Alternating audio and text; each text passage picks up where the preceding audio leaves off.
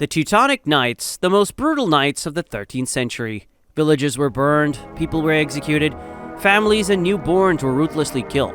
Survivors were forcefully baptized at sword point. Oh no! And if you refused to get baptized, they made sure the pain of death lasted with you in the afterlife. Every winter, the Teutonic Knights planned to kill as many pagans as possible to end paganism and influence Christianity once and for all. And this time, it was the turn of the Estonian islanders of Saaremaa, and they were next on the list. They stayed on a tiny island in the Baltic Sea, isolated from the mainland and hard to reach. For decades, the Saaremaa people had resisted conversion. Instead, they attacked Christian settlements, killed priests, and destroyed churches. By 1270, the Teutonic leader ordered to finish them once and for all. Their plan was simple: strike in winter when the Baltic Sea froze. They could cross directly to the island over solid ice, not having to worry about ships and fortresses. The knights believed it would be a clean victory. Their leader, Otto von Lutterberg, led around 2,500 men, knights, foot soldiers, and Livonian allies. They were armed, armored, and confident.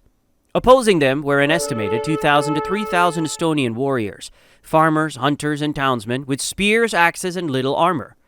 The difference in strength was enormous. But the Estonians knew the terrain. When they realized the Crusaders were marching across the frozen sea, they built a fragile defensive line directly on the ice.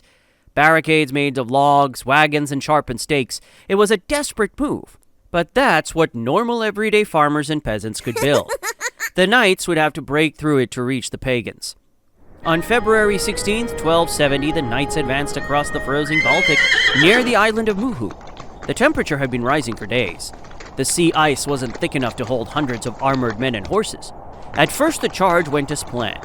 Rows of horses thundered across the white plain, banners high, the sound of hooves echoing over the sea. But as the front line reached the Estonian barricades, the ice began to crack. When the surface gave way, it happened fast. Sections of the Teutonic cavalry dropped through into freezing water. Men sank instantly under the weight of their armor. Those who managed to crawl back up were met with Estonian spears. The defenders struck from behind their barricades, driving the Crusaders into chaos. Within minutes, the attack collapsed. The leader, Otto von Lutterberg himself, was killed in the fighting. At least 1,000 knights died, many by drowning. The survivors retreated in embarrassment, leaving the frozen battlefield littered with shattered armor and bodies locked in the ice. It was one of the worst defeats in the Livonian Crusade. The Teutonic Order never tried a winter sea assault on Saaremaa again. The Estonians had survived. Not through miracles, but because the enemy lacked common sense and logic.